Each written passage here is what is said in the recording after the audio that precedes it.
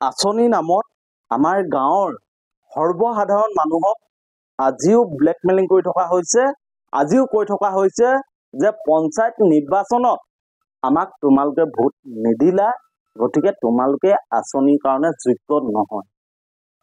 আমি প্ৰশ্ন কৰিব খুজিছো যিসকল ব্লেকমেইলাৰ তেখেতলোকক আমি প্ৰশ্ন কৰিব খুজিছো যে তোমালোকৰ নিজৰ পাকেটৰ পৰা বা তোমালোকৰ আয় বোপায় সম্পত্তিৰ পৰা তোমালোকে আমাক আঁচনি দিছা নেকি? আঁচনি নামত যি ধৰণে ভয় ভাবুকি ব্লেকমেইলিং আঁচনিক বিজেপিকৰণ কৰিবলৈ চেষ্টা কৰা হৈছে, গেৰুৱাকৰণ কৰিবলৈ চেষ্টা কৰা হৈছে, ইয়াৰ বিৰুদ্ধে আমি অতি শীঘ্ৰে ব্যৱস্থা গ্ৰহণ কৰিবৰ কাৰণে প্ৰস্তুত হৈছো। আজি সাধাৰণ মানুহ গাঁৱৰ বিধৱা মানুহগৰাকীক আঁচনি কাটি দিয়া হৈছে। গাঁওখনত শাৰীৰিকভাৱে অক্ষম মহিলাগৰাকী আঁচনি কাটি দিয়া হৈছে। একেবাৰে দুখীয়া মানুহঘৰৰ আঁচনি কাটি দিয়া হৈছে আৰু ধনী ধনী মানুহক চাই আঁচনি দিয়া হৈছে। গতিকে এই যে হিতাধিকাৰী সৃষ্টি কৰিবৰ কাৰণে আঁচনিবোৰ তেখেতলোকে আনিছে, এই আঁচনিবোৰ বিৰুদ্ধে আমাক ক'বলগীয়া আছে। আৰু সেইবাবে অতি শীঘ্ৰে আমি চিচি বৰগাঁৱত এখন বিশাল ৰাজহুৱা সভা আয়োজন কৰিম আৰু আঁচনিবোৰ যে কাটি দিছে এই সন্দৰ্ভত ৰাইজৰ পৰামৰ্শ আমি ল'বৰ কাৰণে ইতিমধ্যে সিদ্ধান্ত লৈছো। গতিকে আমি ক'ব খুজিছো যে যিসকল PS কমিটিৰ সদস্যক নিযুক্তি কৰা হৈছিল, এই সদস্যসকলক কোনে নিযুক্তি কৰিছিল আমি নাজানো, কিন্তু প্ৰত্যেকজন PS কমিটিৰ মানুহেই বিজেপি দলৰ একোগৰাকী নেতা বা কৰ্মী। গতিকে বিজেপি নেতা কৰ্মীসকলে বৰ্তমান আমাৰ গাঁওসমূহত আঁচনি দি আছে আৰু আঁচনি যাৰ আঁচনি কাটিছে এই আঁচনি কটাৰ বাবে সম্পূৰ্ণ তেওঁলোক দায়বদ্ধ। তেওঁলোকে সম্পূৰ্ণৰূপে আঁচনিখিনি গেৰুৱাকৰণ কৰিছে আৰু তেওঁলোক বিজেপি দলৰ একোজন নেতা কৰ্মী। গতিকে নিজৰ দলৰ মানুহক চাই তেখেতলোকে এতিয়া আমাৰ চৰকাৰী আঁচনিবোৰ দিবৰ কাৰণে সিদ্ধান্ত লৈছে। আমি খবৰ পাইছো যে যাৰ নিমখ খাইছে তাৰ লোন গাবই লাগিব, মানে চৰকাৰী আঁচনি ল'লে বিজেপিক ভোট দিবই লাগিব বুলি তেনেকুৱা কিবা আঁচনিখনত আইনগত কথা আছে নেকি? আমি প্ৰশ্ন কৰিব খুজিছো।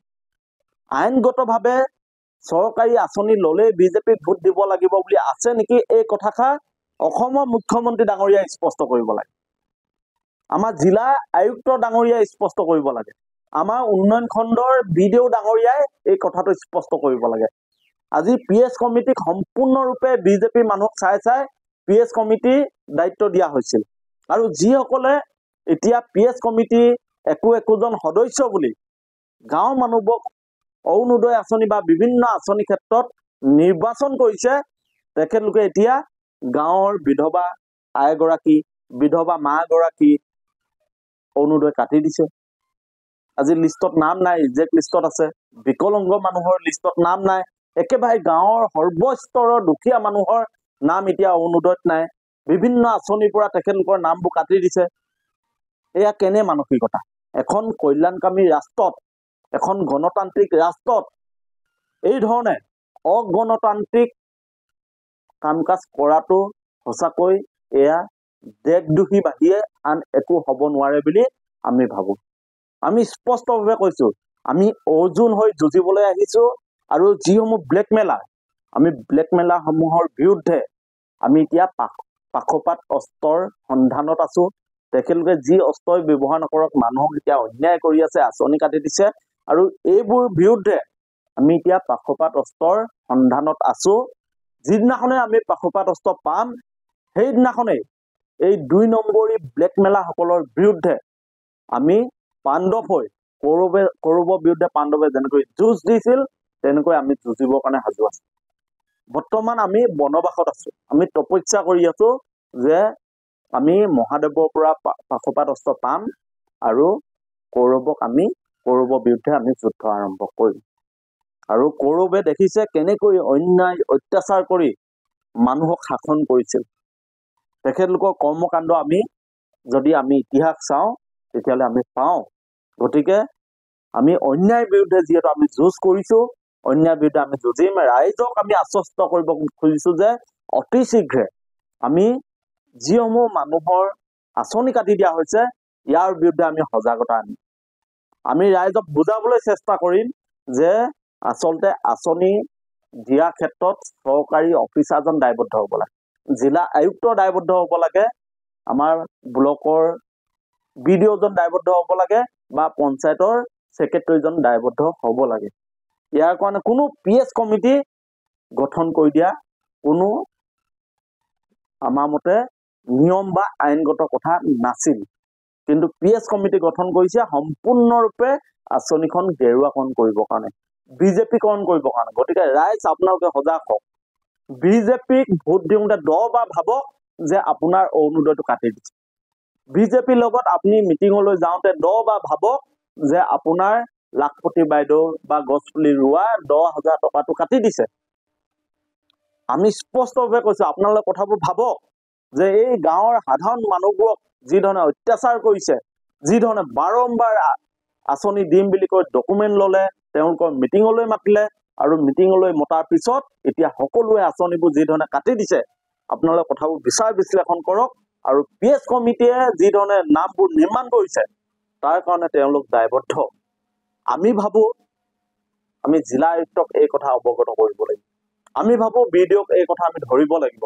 আমাৰ গাঁৱৰ বিধৱা মানুহগৰাকীয়ে কিয় অৰুণোদয় কাটিব, এই কথা আমি বিডিঅ'ক প্ৰশ্ন কৰিব লাগিব, এই কথা আমি জিলা আয়ুক্ত ডাঙৰীয়াক প্ৰশ্ন কৰিব লাগিব, আৰু এই কথা আমি অসমৰ মুখ্যমন্ত্ৰী ডাঙৰীয়াক প্ৰশ্ন কৰিব লাগিব।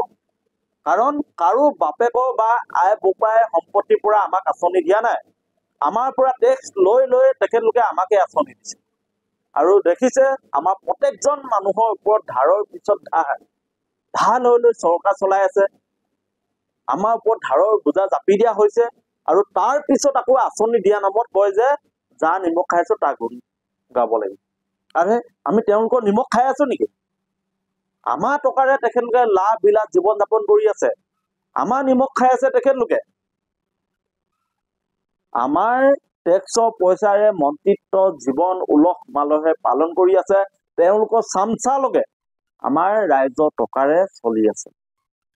গতিকে ৰাইজৰ নিমখ খোৱাসকলে আকৌ কয় যা নিমখ খাইছে তাক ভোট দিব।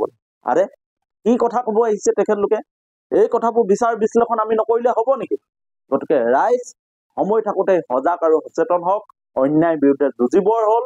আৰু আমি নুযুঁজিলে হয়তো আমাৰ অসমীয়া জাতিটো ইতিহাসৰ পৰা বিলুপ্ত হ'ব। গতিকে সকলোকে হাতযোৰ কৰি নমস্কাৰ, সকলোকে ধন্যবাদ। আপোনালোকে আমাৰ লগত থাকক।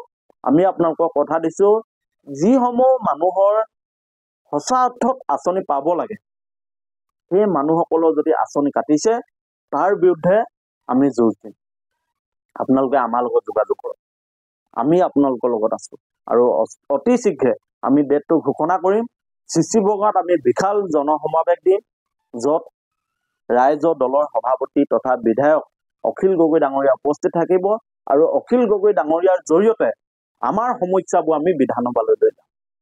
বিধানসভাত আমাৰ অঞ্চলত প্ৰকৃততে কেনেকৈ আঁচনি নামত 2 নম্বৰী কাম কাজ চলি আছে তাৰ বিৰুদ্ধে আমি যি ধৰণৰ প্ৰতিবাদ কৰিব লাগে অখিল গগৈ ডাঙৰীয়াৰ জৰিয়তে কৰিম। গতিকে ৰাইজ আপোনালোকে আমাৰ লগত যোগাযোগত ৰাখক। আমি অতি শীঘ্ৰে আপোনালোকৰ সন্মুখত আমি আমাৰ ৰাজহুৱা সভাৰ ডেট আমি ঘোষণা কৰিম। আৰু ঘোষণা কৰাৰ পিছতে আমি আঁচনি নামত যিসমূহ 2 নম্বৰ চলি আছে তাৰ বিৰুদ্ধে আমি আমাৰ যুঁজখন আৰম্ভ কৰিম।